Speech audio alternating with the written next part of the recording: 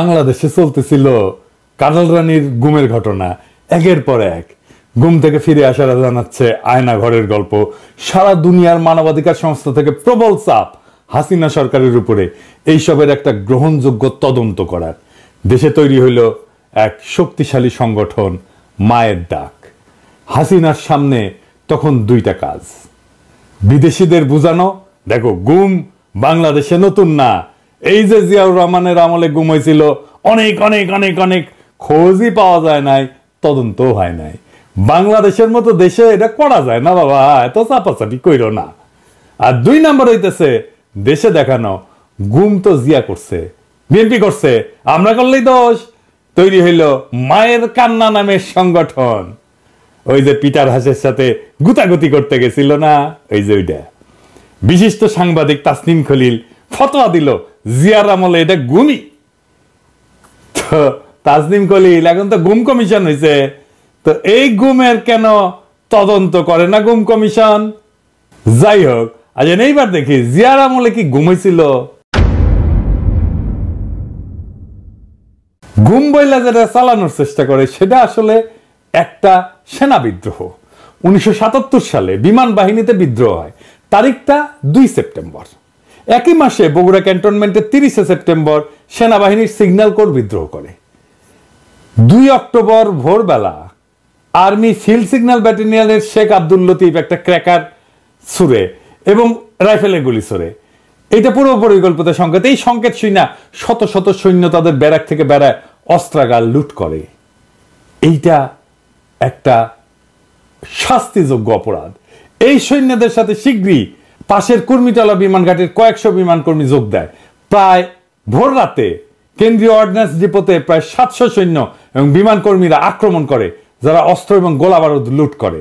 সেনানিবাসে অব্যাহত সশস্ত্র বিপ্লবের আহ্বান জানায় লিফলেট ছড়ায় দেওয়া হয় সৈনিকদের মাঝে। সকাল 5টায় রেডিও স্টেশন দখল করে বিমান বাহিনীর সৈনিকেরা, যারা একটা বিপ্লবী সরকার গঠনের ঘোষণা করছিল। বিমান বাহিনীর সার্জেন্ট আফসার ঘোষণা করলো একটা বিপ্লব হয়েছে, দেশ পরিচালনার জন্য একটা বিপ্লবী পরিষদ গঠন করা হয়েছে এবং এই আফসার সে বিপ্লবী পরিষদের প্রধান। এমনকি নিউ ইয়র্ক টাইমসেও এই বিদ্রোহের খবর, রেডিও সেন্টার দখলের খবর এবং সেনাবাহিনীর বিপ্লবী পরিষদ গঠনের খবর এইটা প্রকাশিত হয়েছিল।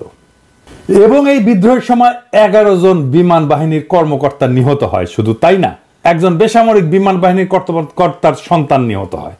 Group captain Ras Masud, group captain Ansar Ahmed Chowdhury, wing commander Anwar Sheikh, squadron leader Matin, flight lieutenant Shaukat Jan Chowdhury, flight lieutenant Salahuddin Mohammad, flying officer Mahbul Alam, flying officer Akhtaruzzaman, pilot officer MH Ansar, pilot officer Nazrul Islam, pilot officer Shariful ইসলাম।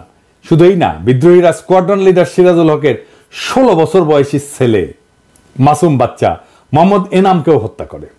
এই বিদ্রোহ কোনো কল্পিত ঘটনা না। রেডিও স্টেশন দখল করে রাষ্ট্র ক্ষমতা দখলের ঘোষণা দেওয়া হয়েছিল, বিদেশি মিডিয়াতে ছাপা হয়েছিল। এখন সেনা বিদ্রোহ হইলে খুনাখুনি করলো, কি করবে সরকার? যে কোনো সরকার কোর্ট মার্শাল করবে, তাই তো? ঠিক কিনা? নাকি বলবে মেরা সকল শিরক না, তাই বলে কি প্রেম দেব না? সেনা বিদ্রোহ হয়েছে, সেটা দমন করা হয়েছে। সেনা বিদ্রোহ যারা করে তারা জানে সেনা বিদ্রোহ যদি সফল না হয় কোর্ট মার্শাল হবে, এটা জানে। দায়ীদের সর্বোচ্চ শাস্তি ফাঁসি দেওয়া হয়েছে। সারা দুনিয়া এটাই নিয়ম। সারা দুনিয়া যে কোনো দেশে সেনা বিদ্রোহ করলে ঠিক একই ঘটনা ঘটবে, কোনো আলাদা কিছু ঘটবে না, সম্ভব না। তাহলে জিয়া সরকারের দোষ কোথায়? এটারে গুম কেন বলা হইতেছে? এটা গুম বলার কোনো কারণ আছে? গুম মানে তো কাউরে ধরে নিয়ে গেছে, তার কোনো খোঁজ পাওয়া যাচ্ছে না। কারণ কোর্ট মার্শাল হচ্ছে, তার লিখিত পরিচিত আছে, তো তার একটা আইন আছে, তো তার নাম আছে, তার বিচার হচ্ছে, তো যেরকমই বিচার হোক। প্রফেসর ইউনূসের সরকার গুম কমিশন করেছে, সেই গুম কমিশন গুম বলে না, না বলার পিছনে যুক্তিযুক্ত কারণ আছে, সেই জন্য বলে না। যাই হোক, এই যে হাসিনার বয়ান, সেটা তো সে পলিটিক্যালি বলছে, মায়ের কান্না নামে সংগঠন করছে। এটা বাইরে সে কালচারাল অ্যাসেট বানাইছে ক্যাম্পেইন করার জন্য। কি কি অ্যাসেট বানাইছে? প্রামাণ্য চিত্র বানাইছে ফুয়াদ চৌধুরীকে দিয়ে, নাম দিছে গণফাঁসি 77। বাংলাদেশ টেলিভিশনে ধারাবাহিক তথ্যচিত্র নির্মাণ করছে, নাম দিছে নাটের গুরু। আর এটা টেলিছবি করিছে সিআইএ ফান্ডে, নাম হইতেছে আয়েশা। আনিসুল হক আয়েশা মঙ্গল নামে এই উপন্যাসটা লিখেছিল। ওই বিমান বাহিনীর বিদ্রোহ নিয়া সেই উপন্যাসকে 2018 সালে টেলিছবিতে রূপ দেয় একজন পরিচালক, বিশেষ পরিচালক। কে সে? মোস্তফা সারোয়ার ফারুকী। ওইখানে দেখানোর চেষ্টা করেছে জিয়াউর রহমানের আমল কত খারাপ ছিল, হেনা ভোট করেছিল, গুম হইতো। জিয়া একটা নিষ্ঠুর লোক ছিল, নিষ্ঠুর শাসক ছিল। বলা হয়েছে গুম করা হয় অসংখ্য অফিসারকে। এই মোস্তফা সারোয়ার ফারুকী পত্রিকায় লিখেছে সিনেমার আয়েশার স্বামী যে চঞ্চল চৌধুরী অভিনয় করেছিল সে গুম হয়েছিল। লিখিচ্ছে আয়েশারা যখন গুম হয়ে যাওয়া কিংবা আইন বহির্ভূতভাবে গ্রেপ্তার হওয়া স্বজনদের মুক্তির দাবিতে চোখের পানি বিসর্জন দেয়, তখন সে আবেগ রাষ্ট্রকে যে বিন্দুমাত্র নাড়া দিতে পারে না। ফারুকী স্ট্যাটাস দিয়া জানায় যে ওই কেন ওই সময়ের গুমের কথা বলছে, কেন এখনকার গুমের কথা, মানে হাসিনার আমলের গুমের কথা করছে না, বুঝছাও? মানে ওই সময় গুম হয়েছিল বিশিষ্ট আওয়ামী লেসপেন্সার, প্রথম আলোর আনিসুল হক আর মোস্তফা সারোয়ার ফারুকীর যে মেল বন্ধন, এটা অনেক দিনের কেমিস্ট্রি। পত্রিকায় লিখিচ্ছে ফারুকীর জীবনের সেরা কাজগুলোর অধিকাংশের পেছনেই যে আরেকজন ব্যক্তির ভূমিকা আছে, তিনি হইলেন সাহিত্যিক আনিসুল হক। উপরে উল্লেখিত কয়েকটি টেলিফিল্ম ছাড়াও ফারুকীর প্রথম দিককার প্রশংসিত কাজগুলোর অধিকাংশই হয় আনিসুল হকের উপন্যাস, ছোট গল্প অথবা সরাসরি চিত্রনাট্য অবলম্বনে নির্মিত। মরে যাই। তো ফারুকী তো আয়েশা বানায় কাইন্দা বুক ভাসাইছিলা, তার মানে তখন মনে প্রশ্ন আসে নাই কেন 2018 সালে হাসিনা ক্ষমতায় সে কেন গুম কমিশন করে নাই 1977-এর ঘটনায়? প্রশ্ন আসে নাই কেন? মনে প্রশ্ন আসে নাই কারণ সে সিআরআই এর ভাড়া খাটতে গেছিল। ফারুকী তখন সিআরআই টাকা দিছিল, তো বুঝলাম সেটা কও নাই তখন। এখন একটা গুম কমিশন হয়েছে, এই প্রফেসর ইউনূসের সরকার, তুমি যে সরকারের মন্ত্রী হয়েছো, ক্যাবিনেটে বসো, সেই সরকার করেছে। সেই 1977 সালের গুমের তদন্ত কেন করতে বলো না সেই গুম কমিশনকে? এখন তো তুমি ক্ষমতাবান, কও ক্যাবিনেটে কও, একটা সৎ উদ্যোগ হইতে পারে, সিনেমা বানাইতে পারো, ক্যাবিনেটে বসতো কবে না যে গুম কমিশন হয়েছে 1977 সালে, গুমের বিচার করো, তদন্ত করো। এখন আবার সে কইবে না, কারণ সিআরআই তো টাকা দিবে না। চালাক মানুষ, এই অতি চালাক মানুষকে কে পছন্দ করলো? হ্যাঁ, অনেকে মনে করে আসিফ নজরুল। হ্যাঁ, না সেটা ঠিক না, কে আসেন সেটা দেখি। মোস্তফা সারোয়ার ফারুকীকে আসিফ নজরুল সিলেক্ট করে নাই, মানে যত দোষ নন্দ গোষ্ঠ যা হয় সব আসিফ নজরুলের কাঁধে চাপে। ইনফ্যাক্ট মোস্তফা সারোয়ার ফারুকীর সিলেকশনের সময় আসিফ নজরুলের ভূমিকাই ছিল না কোনো। এইটা আমার নিজস্ব অনুসন্ধানে পাওয়া গেছে, আমার নিজস্ব অনুসন্ধানে বাইরে হয়েছে সেই নাম যে এই মোস্তফা সারোয়ার ফারুকীর ঘৃণিত নামটা প্রস্তাব করছিল। কে সেটা? সে হইতেছে রেজওয়ানা হাসান, সুন্দরী কোটা হওয়া উপদেষ্টা, সামেসি করে কাম সাইরে নিল। আসিফ নজরুল খাইলো গ্যাল খায় ভূত হয়ে গেল, আর সে মহা আনন্দে কাম সাইরা ঠাসি খায় বসে আছে। দেখিস কেমন চালাক, চালাকের চালাক। এই রেজওয়ানা হাসান মিশন নিছে ইন্ডিয়ান ইন্টারেস্ট বাংলাদেশে প্রতিষ্ঠা করবে। মোস্তফা সারোয়ার ফারুকীর কেস সাকসেসফুলি করার পরে সে আত্মবিশ্বাসী হয়ে উঠছে, এই কাজে আরো অগ্রসর হয়েছে। দেখেন নিউজটা কি কইছে, ভারতের সঙ্গে সম্পর্কের ছায়া দুই দেশের স্বার্থেই দূর করতে হবে।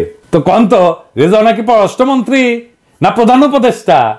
সে তো পরিবেশ মন্ত্রী, তাও ভারতের সাথে সম্পর্ক নিয়ে কথা বলার কুরকুরানি কেন?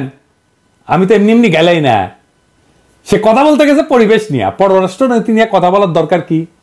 এখন কবে সাংবাদিকরা প্রশ্ন করেছে, কি করব? সাংবাদিক প্রশ্ন করলে বলবে এটা আপনারা পররাষ্ট্র উপদেষ্টারা জিজ্ঞেস করেন, কিন্তু সেটা তো করবে না, কারণ এই মিশন তো তার নিজের মিশন। আপনাদের মনে আছে ইলিশ মাছ কেন ইন্ডিয়া পাঠানো হইলো, সেটা নিয়েও সে বয়ান দিতে আসছিল। এই যে শুনেন, যারা এই ইলিশটা চাচ্ছেন তারাও কিন্তু এই বৈষম্য বিরোধী ছাত্র আন্দোলনে ওই পারে থেকে অনেক সমর্থন দিয়েছেন, সেটা আমরা সকলে দেখেছি। কেন সে কি বাণিজ্য নাকি মৎস্য মন্ত্রী? এমন কইতে পারেন সে তো ব্রিফিং করে সরকারের পক্ষে, মেনে নিলাম। এই দুই ইন্ডিয়া সংক্রান্ত বক্তব্য কি সরকারি ব্রিফিং টাইমে কইছে? কয় নাই, বলছে নিজস্ব ক্যাপাসিটিতে, নিজস্ব টাইমে ওর পাংখা গজাইছে। কইছে না যদি রাজনীতিবিদ হয়ে সংস্কার করে তাহলে 53 বছর তারা কি করেছেন? হ্যাঁ, তার মানে 53 বছর কোনো সংস্কার হয় নাই। হ্যাঁ, ওই সংস্কার বুঝে চিন্তা করেন, সংস্কার হয় নাই। 80-র দশকে যে বাজারমুখী অর্থনীতি গ্রহণ করা হলো নীতি হিসাবে, এটা সংস্কার না? রেজওয়ানা 82 সালে যে উপজেলা পদ্ধতি চালু হইল, তৃণমূল পর্যায়ে প্রশাসন কার্যকর করার জন্য ব্যবস্থা না হইলো, এইটা সংস্কার না? সিটি কর্পোরেশন হইলো, ঢাকা চট্টগ্রাম সহ বড় শহরগুলোতে সিটি কর্পোরেশনের কার্যক্রম চালু হইলো, এটা সংস্কার না স্থানীয় সরকারের? 1991 সালে যে সংসদীয় গণতন্ত্র প্রতিষ্ঠা হইল, এটা সংস্কার না? তত্ত্বাবধায়ক সরকার যে হয়েছিল 96 সালে, এটা সংস্কার না? 1990-এর দশকে প্রাথমিক শিক্ষা যে বাধ্যতামূলক এবং ফ্রি করা হইল, এটা সংস্কার না শিক্ষায়? 1982-তে জাতীয় ওষুধ নীতি করা হইল, পুরো ফার্মাসিউটিক্যালের আগাপাস্তলার সংস্কার হইল এই নীতিতে, এটা সংস্কার না? 4.5 মাসে আপনি কিটা করেছেন সুন্দরী উপদেষ্টা? আপনার টাইমে তো ঢাকার বাতাস সবচেয়ে দূষিত নাকি? তো কি সংস্কার করেছেন? মুখ খারাপ করতে ইচ্ছে করলে করলাম না আর কি। হ্যাঁ, এইটা তো আন্নার মন্ত্রণালয়ের কাজ নাকি? হারকুলিস হয়ে গেছেন। হ্যাঁ, একেবারে ইন্ডিয়ার সাথে সম্পর্ক, হ্যাঁ, নতুন উপদেষ্টা বানানো, একেবারে পলিটিক্যাল পার্টির সাথে পাঙ্গা নিতে গেছে। হ্যাঁ, হারকুলিস সবচেয়ে বেশি বুঝেন, সবচেয়ে বেশি পারেন। ঢাকার এয়ার কোয়ালিটি বাড়াইতে পারেন না কেন?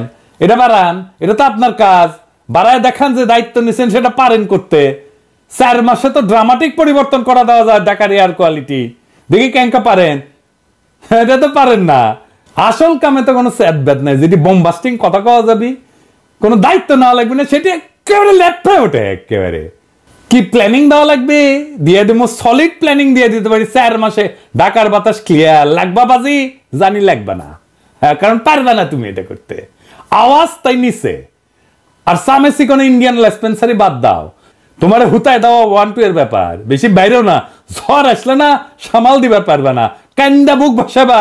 খুব খেয়াল রেজওয়ানা, সামনে মুরগি পিছে শিয়াল।